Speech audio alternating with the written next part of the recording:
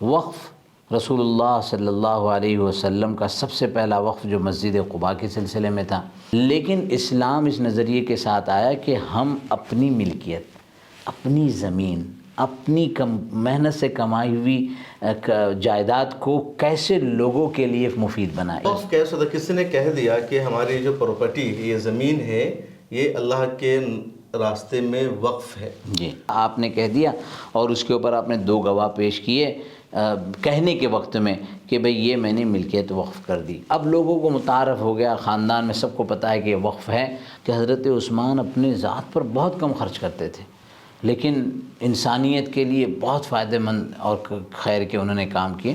جو پرندے تھے ان کے لیے وقف کیا گیا۔ یہ ہسٹری میں لکھا ہے کہ وہ زمین جہاں پرندے پانی پئیں گے اور اناج کھائیں گے، یعنی یہ زمین پرندوں کے لیے وقف کی گئی۔ اچھا، وقف کی جو جائیداد ہے، جو پراپرٹیز ہے، کیا اس کو بیچا جا سکتا ہے، ٹرانسفر کیا جا سکتا ہے؟ وقف کی جائیداد بیچنے کی گنجائش نہیں ہے، ٹرانسفر کرنے کی گنجائش نہیں۔ السلام علیکم ورحمۃ اللہ وبرکاتہ۔ ملا ٹائمز میں خوش آمدید۔ میں ہوں شمس تبریز قاسمی اور میرے ساتھ ملا ٹائمز کے اسٹوڈیو میں بات چیت کے لیے موجود ہیں معروف شخصیت، خاص مہمان جناب مفتی اشفاق قاضی، جامع مسجد ممبئی کے صدر مفتی ہیں، اور شہری مسائل پر آپ کی گہری نظر ہے، خاص طور پر فیملی گائیڈنس کونسل کے کیریئر کے لیے آپ کا وسیع تجربہ ہے۔ آج ہم بات چیت کریں گے وقف کے مسئلے پر کہ وقف کی شرعی حیثیت کیا ہے، وقف کیوں مسلمانوں کے لیے بہت اہم ہے، اور جس طرح حالیہ دنوں میں سرکار ایک بل لے کر کے آئی ہے جس کو پاس کرانے کی پوری کوشش کی جا رہی ہے۔ یہ بل اگر منظور ہو جاتا ہے تو مسلمانوں کو کتنے نقصانات کا سامنا کرنا پڑ سکتا ہے، کتنا بڑا خطرہ ہے۔ تو اس موضوع میں، اس گفتگو میں، اس ویڈیو میں ہم بات چیت کریں گے کہ وقف کی شرعی حیثیت کیا ہے، کیا اس کی تاریخ ہے۔ مفتی اشفاق قاضی صاحب، ملا ٹائمز میں خوش آمدید۔ السلام علیکم ورحمۃ اللہ وبرکاتہ۔ یہ جو وقف ہے، اس کی شرعی حیثیت کیا ہے؟ اسلام میں کیا اہمیت ہے وقف کی؟ بسم اللہ الرحمن الرحیم وبہ نستعین وصلی اللہ وسلم علی نبینا محمد وآلہ وصحبہ اجمعین۔ وقف کے معنی بیسیکلی اس کا مفہوم اور معنی سمجھنے کی ضرورت ہے کہ وقف یہ ہے کہ ہم اپنی کسی ملکیت کو راہ خدا میں انسانیت کے لیے، ہیومینیٹیرین، پوری انسانیت کے لیے، اس لیے وقف کے جتنے الگ الگ جو ہے ایریاز ہیں، جیسے مسجد کے لیے لوگ نماز پڑھیں گے، مدرسے کے لیے لوگ قرآن پڑھیں گے، ہاسپٹل کے لیے جہاں لوگوں کا علاج ہوگا، پرندوں کو پانی پلانے کے لیے ایک جگہ مختص کر دی ہے، اناج رکھ دیا گیا ہے کھانا کھلانے کے لیے، یا مسافر خانے وغیرہ کی مناسبت سے، تو یہ سارے وقف کے زمرے میں آتے ہیں۔ وقف رسول اللہ صلی اللہ علیہ وسلم کا سب سے پہلا وقف جو مسجد قباء کے سلسلے میں تھا، اس کے بعد ایک یہودی کا وقف جو رسول اکرم صلی اللہ علیہ وسلم ہی کے دور میں ہوا، اس نے اپنے 7 باغات کو وقف کیا۔ پھر حضرت عمر رضی اللہ تعالیٰ عنہ کا خیبر کی زمین کا وقف کرنا بڑا مشہور واقعہ ہے۔ تو یہ فرام دا فرسٹ ڈے، یعنی اسلام کی بنیاد سے، پہلے دن سے، حالانکہ اگر ہم اپنے ویورز کو، آپ کے ناظرین کو جو یہ بات موضوع سمجھایا جائے کہ اگر ہم پیچھے چلے جائیں، جس دور میں رسول اللہ صلی اللہ علیہ وسلم آئے، اس دور میں تو یہ تھا کہ آپ کو میں کیسے لوٹ لوں، آپ کی زمین پر کیسے قبضہ کر لوں۔ قافلے چلتے تھے تو قافلے کبھی محفوظ نہیں ہوتے تھے، لیکن اسلام اس نظریے کے ساتھ آیا کہ ہم اپنی ملکیت، اپنی زمین، اپنی محنت سے کمائی ہوئی جائیداد کو کیسے لوگوں کے لیے مفید بنائے۔ یہ بالکل اگینسٹ کانٹیکسٹ تھا، اور وہ اتنا پاپولر ہوا۔ حضرت عثمان غنی رضی اللہ تعالیٰ عنہ، سلام ہو ان کے وقت پر، بیر روما، ایک روما کا جو ہے کنواں تھا، اور مدینے میں وہی کنواں ایک اہم ترین کنواں تھا، لوگوں کو پانی ملتا تھا۔ تو جس صاحب کا کنواں تھا، انہوں نے ایک طے کر رکھا تھا کہ ایک دن میرا، ایک دن آپ لوگوں کا۔ لوگوں کی ریکوائرمنٹ پوری نہیں ہوتی تھی۔ اللہ کے رسول صلی اللہ علیہ وسلم نے ایک آہ بھری کہ کاش کہ کوئی ہو۔ اب یہ سعادت حضرت ابو عثمان غنی رضی اللہ تعالیٰ عنہ کے حصے میں، انہوں نے بڑی قیمت لی، بڑی قیمت لے کر، وہ ان سے بڑی قیمت دے کر وہ لیا، اور پھر مدینہ والوں کے لیے وقف کر دیا۔ اچھا، تعجب کی بات یہ ہے، ابھی 2 سال پہلے میرا جانا ہوا، ہر سال اللہ لے جاتے ہیں، تو مدینے میں اس جگہ سے گزر ہوا، تو وہاں ایک بڑی سی بلڈنگ ہے، اور وہ لکھا ہوا مالک و ھذا المبنى عثمان بن عفان۔ आगे लिखा था रज़ी बिल्कुल, मदीना मुनव्वरा में मैंने भी अभी देखा, ये देखा ना, उस होटल है शायद उसमें। तो वो ऐसी कैफियत होगी, मैंने कहा यार ये बिल्डिंग है और उस्मान इब्न अफ़्फ़ान रज़ी अल्लाह ने लिखा है, मालिक कैसे हो सकता है इस शख्स का। तो मैं गाड़ी रोक कर मैं उनके रिसेप्शन पे गया और रिसेप्शन जाकर बात किया कि आपका ये बोर्ड बाहर लगा है, इसका क्या मफ़हूम है। तो कहने लगे कि इसी जगह वो कुआं था और इस जगह नहीं, कुआं नहीं, इस जगह उनका बाग था, जो बाग उन्होंने मदीना के लिए वक़्फ़ किया था। तो इस जगह वो बाग था जो हज़रत उस्मान गनी रज़ी अल्लाह ताला ने फ़ुक़राए मदीना के लिए आज से 1040 ईयर्स 400 ईयर्स 1400 साल पहले हज़रत उस्मान गनी रज़ी अल्लाह ताला उन्होंने उसको मदीना के गरीबों के लिए वक़्फ़ किया था। अब तक वो ज़मीन थी, अब तक वो बाग था। अब वो बाग का एरिया रहा नहीं, तो हुकूमत ने वहाँ बिल्डिंग बनाई, कई फ्लोर बिल्डिंग है, और हज़रत उस्मान के नाम का एक करंट अकाउंट राजही बैंक में है और मिलियंस ऑफ रुपीज़ उसमें आते हैं, और वो गरीब को, यतीमों को, एजुकेशन में बच्चों की तालीम के लिए और दीगर चीज़ों के लिए वो इस्तेमाल होता है। तो ये तो वक़्फ़ की हिस्ट्री है। ये जो तारीख़ है, हज़रत उस्मान रज़ी अल्लाह ताला अन्हु के नाम से राजी बैंक में एक अकाउंट है जी, और अब तक क्या है उसकी पूरी तारीख़? ये तो बहुत मारूफ और मशहूर है कि जैसे हज़रत उस्मान गनी मदीना है, हज़रत उस्मान गनी का वो बाग था, वो कभी किसी कब्ज़े में नहीं आया और हमेशा हर दौर में एक एहतराम भी होता है। और एहतराम के अलावा जो शख्स जितनी मोहब्बत के साथ, जितने इस्तिग़ना के साथ, बड़ा मशहूर है कि हज़रत उस्मान अपने ज़ात पर बहुत कम खर्च करते थे, लेकिन इंसानियत के लिए बहुत फ़ायदेमंद और खैर के उन्होंने काम किए। तो वो हर दौर में गरीबों को, ज़रूरतमंदों का इसका इस्तेमाल होता रहा।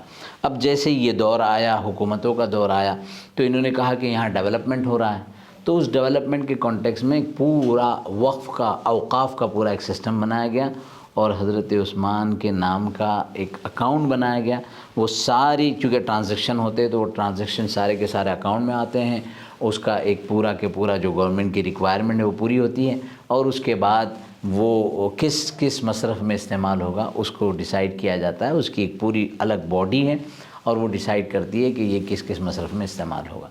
तो आज भी हज़रत उस्मान गनी रज़ी अल्लाह ताला अन्हु का नहर ज़ुबैदा जी, सुना होगा आप, तो कुछ अगर इमेजेस निकाल के बता दें लोगों को कि कई किलोमीटर की वो नहर थी जो एक ख़ातून ने अपनी ज़ाती, अपने ज़ेवरात और अपने ख़ास, हालांकि औरतों को ज़ेवरात से कितनी मोहब्बत होती है, कितना लगाव होता है, वो कुछ भी हो जाए वो अपनी ज़ेवरात की तरफ किसी की निगाह उठाने नहीं देती।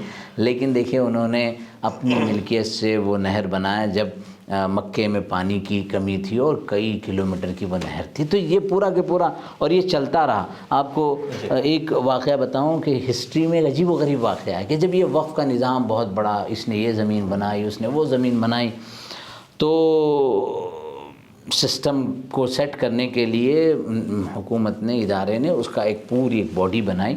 कहा कि आप कुछ भी कहीं भी वक्फ़ नहीं कर सकते, आपको जो भी वक्फ़ करना है आप हमारे पास आएँ, हमें पूछें।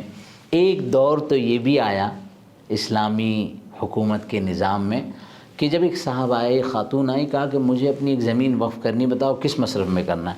कहा मस्जिद के लिए ज़रूरत नहीं, मदरसे के लिए ज़रूरत नहीं, मुसाफिर खाने के लिए ज़रूरत नहीं, यतीमों की कफ़ालत के लिए ज़रूरत नहीं, बेवाओं की किफ़ालत के लिए ज़रूरत नहीं, एजुकेशन के लिए हमारे पास अभी ज़रूरत नहीं है।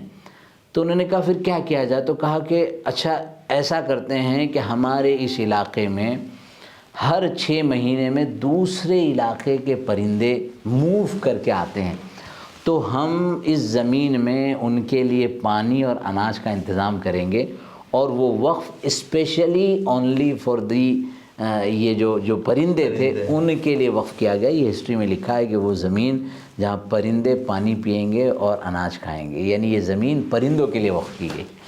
तो ये वक्फ़ है।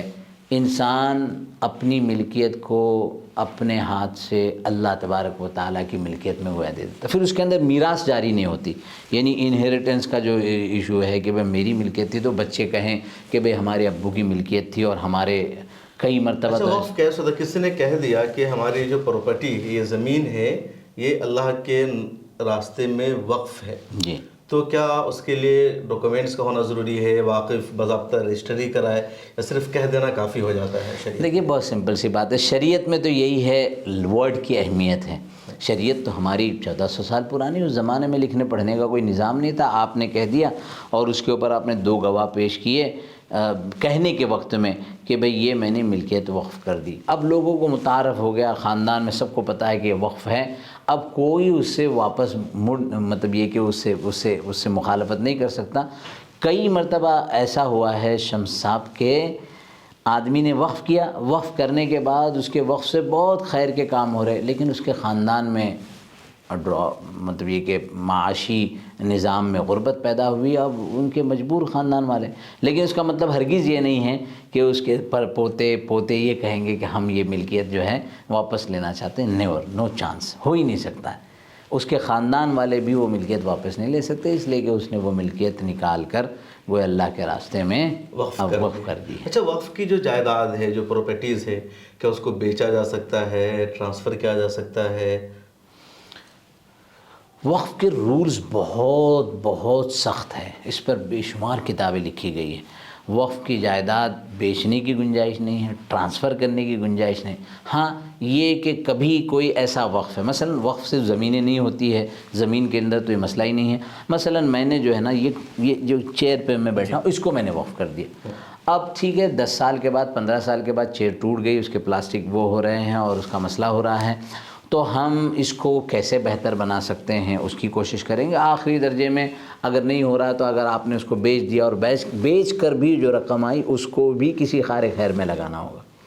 تو یہ تو جو ہے موویبل پراپرٹیز کا ہوا۔ اموویبل پراپرٹیز کے لیے تو کوئی چانس ہی نہیں ہے، کیونکہ اس کی ویلیو، اس کی اہمیت، اس کی حیثیت تو ہمیشہ باقی رہتی، تو اس کو بیچنے، اس کے ٹرانسفر کرنے کی کوئی گنجائش نہیں ہوتی ہے۔ وقف اتنا شدید قانون ہے، بلکہ ایک بہت اہم بات ہے جو آپ کے سامعین کو سامنے آنی چاہیے کہ وقف کے نظام میں ایک ہوتا ہے واقف جو وقف کرنے والا ہے، اور ایک ہوتا ہے ناظر وقف جو وقف کا خیال رکھنے والا، we can say manager of waqf, وقف کا مینیجر ہے۔ واقف نے تو وقف کر دیا اور کئی مرتبہ وقف کرنے کے بعد وہ اللہ کو پیارا ہو گیا۔ ناظر وقف ہے، اس کے لیے اتنے سارے سخت شرائط ہیں کہ وہ کس طریقے سے اپنی اس رسپانسبلٹی کو پورا کرے گا۔ ایک بہت بڑی ذمہ داری ہمارے مساجد کے، مدارس کے، اوقاف کے ذمہ داران کی ہے۔ ایک بڑی تعداد ہے جو ان مقامات پر ذمہ دار ہیں، لیکن وہ اپنی رسپانسبلٹی کو اور اپنی ذمہ داری کو اس حیثیت سے پورا نہیں کر رہے ہیں جس حیثیت سے پورا کرنا چاہیے۔ اچھا، کہ آخری سوال لیں گے، جو موجودہ وقف امینڈمنٹ بل آیا ہے، جی، یہ مسلمانوں کے لیے خطرہ ہے ایسا بتایا جا رہا ہے، اس کو روکنے کے لیے لگاتار کوششیں جاری ہے۔ آپ کو کیا لگتا ہے کس طرح یہ بل مسلمانوں کے لیے خطرہ ہے، اس کو ریجیکٹ ہونا چاہیے اور کیوں؟ میرے خیال میں یہ بات تو ہر کامن سینس والا آدمی بھی اگر تھوڑا سا بغیر کسی باعث ہوتے ہوئے نارمل مائنڈ سیٹ سے سوچے تو واضح ہو جاتا ہے۔ وقف مسلمانوں نے کیا اور اس کے اپنے ایک اہداف طے کر دیے گئے۔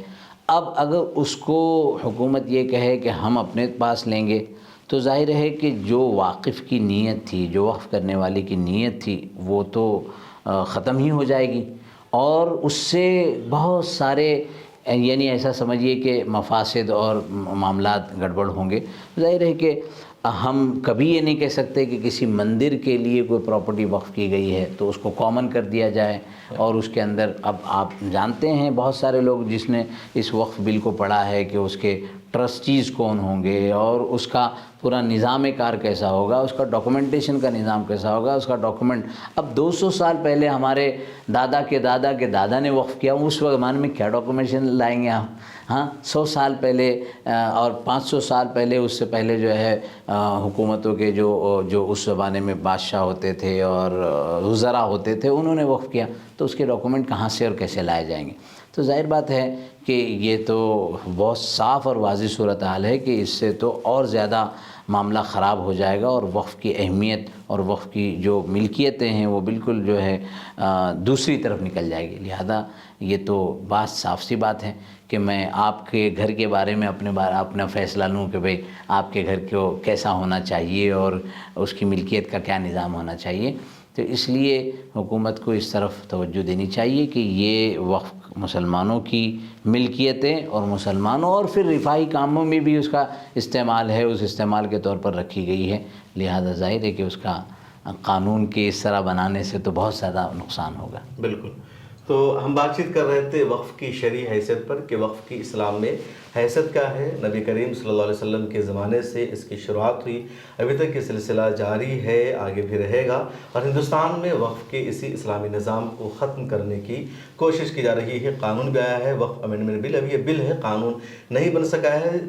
جوائنٹ پارلیمنٹری کمیٹی میں اس وقت یہ بل گیا ہوا ہے، اس پر میٹنگ کا سلسلہ جاری ہے۔ آپ کو کیسے لگی ہماری بات چیت کمنٹ سیکشن میں ضرور لکھے گا، اور اسی طرح ہم کچھ اور اہم مدعوں پر بھی بات چیت کرتے رہیں گے۔ مجھے دیجیے اجازت، اللہ حافظ، بہت شکریہ۔ ملت ٹائمز کو جاری رکھنے اور مضبوط بنانے کے لیے ہماری آرتھک سہایتا کیجیے۔ یہ ایک آزاد میڈیا ہاؤس اور کمزوروں کی آواز ہے۔ آپ ہمیں دیکھیں، سنیں، پڑھیں اور ہر مہینے زیادہ نہیں، صرف 100 روپے سے مدد کریں۔ ڈیٹیلز ڈسکرپشن میں موجود ہیں۔